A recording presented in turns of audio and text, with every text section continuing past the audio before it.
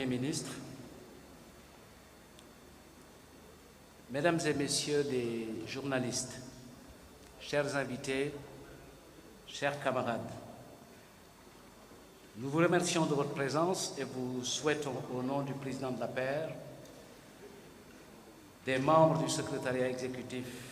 de l'Alliance pour la République et au nom de tous les militants, la cordiale bienvenue à cette conférence de presse que nous tenons ce jour au nom du secrétariat exécutif national de l'Alliance pour la République. Mais permettez-nous d'abord d'adresser nos plus chaleureuses félicitations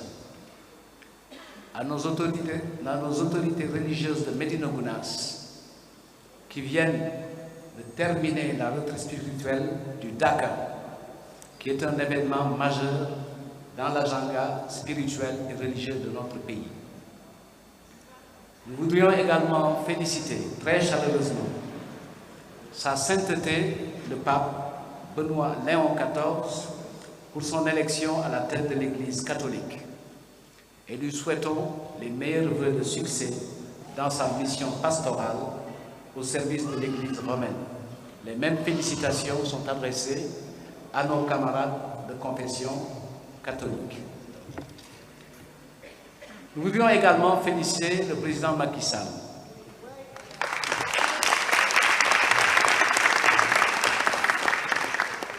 pour son brillant discours à Berlin dans lequel il réaffirme son concept de multilatéralisme inclusif. Il porte un combat pour la réforme de la gouvernance financière mondiale, notamment au sujet de la dette des pays africains et de l'octroi d'un siège pour le continent au sein du Conseil de sécurité des Nations Unies. Mesdames et Messieurs, la rencontre d'aujourd'hui nous offre l'occasion, avant d'en arriver aux questions qui ne manqueront pas de nous être posées, de vous entretenir de notre compréhension des enjeux et défis de notre pays, le Sénégal, des attentes des populations dont le quotidien est de plus en plus précaire et difficile et qui, par dizaines de milliers, ont perdu leur emploi, ont de plus en plus de mal à nourrir leurs enfants et qui perdent, par vagues, au jour le jour, toute confiance au régime actuel. Face à l'incurie des autorités, nombreux sont nos compatriotes qui s'interrogent sur leur capacité réelle de tenir la promesse de changer la vie, d'apporter les réponses qu'ils attendent, de prendre en charge leurs préoccupations principales et prioritaires. Ils sont encore beaucoup plus nombreux à refuser cette mise à mort de la République et de ses valeurs, de la démocratie et de ses exigences, de l'état de droit et de ses principes. Enfin, ils rejettent sans ambages le projet funeste d'une violente politique de vengeance dont l'Alliance pour la République est la cible principale et qui veut éradiquer le nom, l'image et l'œuvre du président Macky Sall de la mémoire collective de nos compatriotes.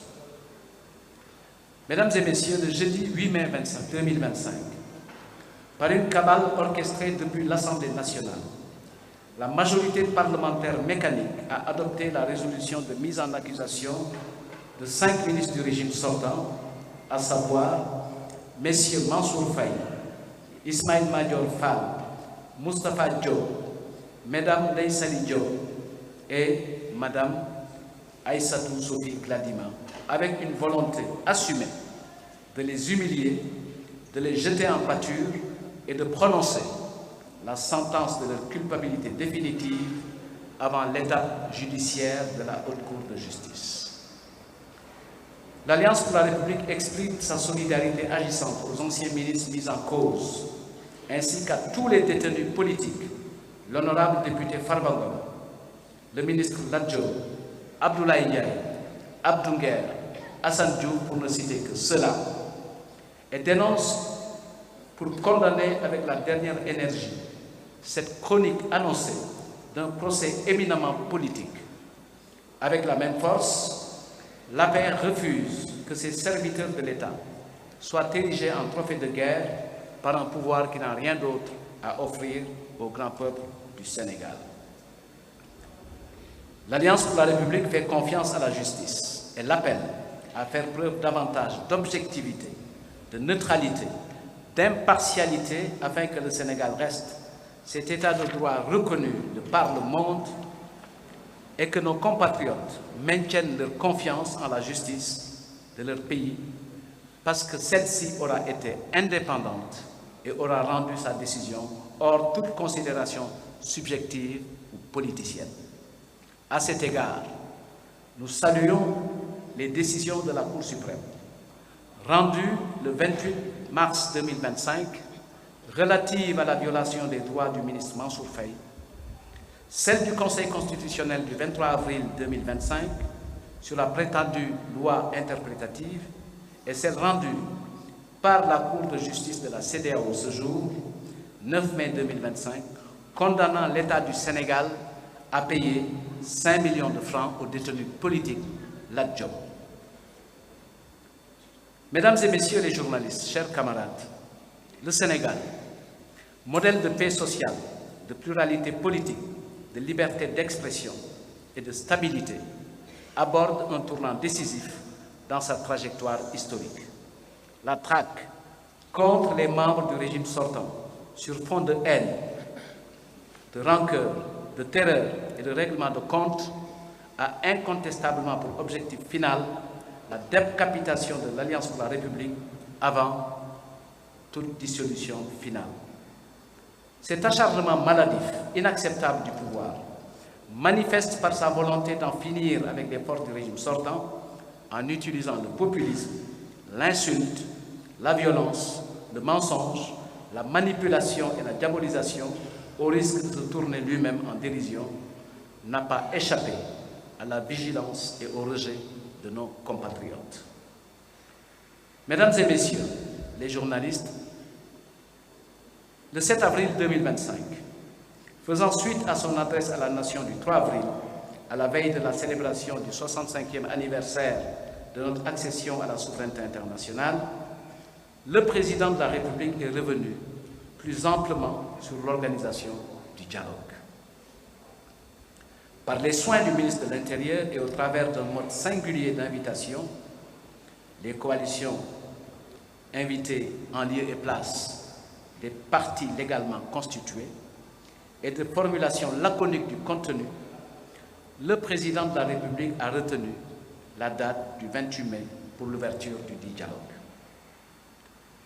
La ligne politique générale de notre parti, brillamment tracée par le président Macky Sall, intègre un fait constant dans la trajectoire politique du Sénégal, le dialogue qui, sans l'ombre d'un doute, a fait avancer notre démocratie. Il a réussi à faire du dialogue un levier de régulation politique, sociale et nationale. Il a inscrit désormais le dialogue dans l'agenda du pouvoir d'État. Aussi, depuis qu'il l'a choisi en 2016, la date du 28 mai est retenue comme celle du dialogue au Sénégal. Ainsi,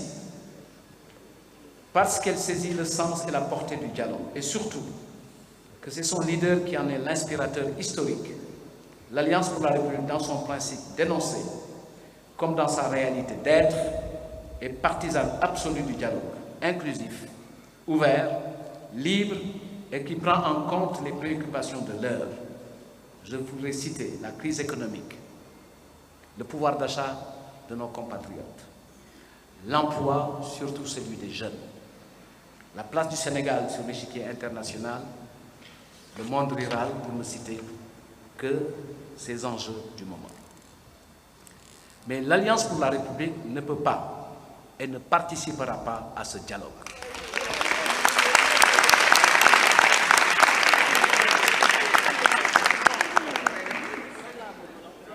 Car quand le pouvoir, par le biais d'un ministre de la République, traite le chef de notre parti, qui a dirigé notre pays pendant 12 années, le chef de gang, quand le président de la République, pour la première fois au Sénégal, attaque publiquement son prédécesseur, qui lui a transmis démocratiquement et paisiblement le pouvoir, quand le pouvoir, à travers le Premier ministre, les ministres, les directeurs généraux et les officines, notamment sa presse, fait de la délation, de la diffusion de fausses nouvelles contre le président sortant et sa famille, le quotidien de ses discours. Le pouvoir, quand il cible, harcèle, menace, emprisonne des ministres, directeurs généraux et d'autres hommes d'affaires, uniquement dans le but de décapiter notre parti et d'ensevelir tous les grands responsables du régime sortant. Quand les droits de l'opposition sont piétinés, niés au point de les priver de positions dues, comme ce fut le cas à l'Assemblée nationale avec la coalition Takku Wallu Sénégal lors du vote de son bureau, quand des chroniqueurs, activistes et consultants supposés proches du régime sortant sont traqués, malmenés, vilipendés et emprisonnés, quand les libertés démocratiques les plus élémentaires, notamment celles d'opinion, sont bâillonnées, quand les droits des citoyens les plus ordinaires sont bafoués, comme en attestent les interdictions de sortie du territoire sans aucune base légale, quand l'une des pratiques favorites du pouvoir demeure la dévaluation outrageante de l'opposition, considérée comme un ramassis de déchets et de résidus, quand des piliers majeurs et indispensables à tout régime démocratique et à tout état de droit, que sont la presse libre, indépendante, privée et les magistrats sont systématiquement agressés et dévalués, quand dans les sociétés nationales, les agences publiques, les licenciements massifs et abusifs sont politiquement colorés, quand les accusations les plus farfelues, les unes que les autres, et les falsifications grotesques constituent le socle du discours d'État et sont d'une rare violence, quand parler, critiquer, s'opposer sont des délits, comment serait-il possible alors de dialoguer? Et c'est le lieu de s'interroger. Ne serait-il pas là une indigne capitulation, une inacceptable caution des forfaitures passées, présentes et futures du pouvoir? Nous sommes des partisans du dialogue et non d'une rencontre de validation des impostures du pouvoir. Une telle position politique, faudrait-il le rappeler, ne nous éloignera jamais du reste de l'opposition, qui pourrait en toute souveraineté participer au dialogue, car c'est dans le respect des positions autonomes que se fortifie la pluralité politique, qui se nourrit des différences fécondes, celle qui ne brise pas l'unité, mais plutôt la fortifie. C'est cela la démocratie. C'est ce que sont les principes et valeurs de l'État de droit et de la République. En décidant de ne pas participer au dialogue proposé par le pouvoir, l'Alliance pour la République n'en rappelle pas moins, doublement. 1. Son attachement à toute recherche de pacification de l'espace politique et à la paix sociale. 2. En même temps qu'elle réaffirme son positionnement dans l'opposition, elle travaille à l'avènement d'un Sénégal de paix, stable et mobilisé pour le progrès économique et social de son peuple. Merci de votre bien généreuse attention.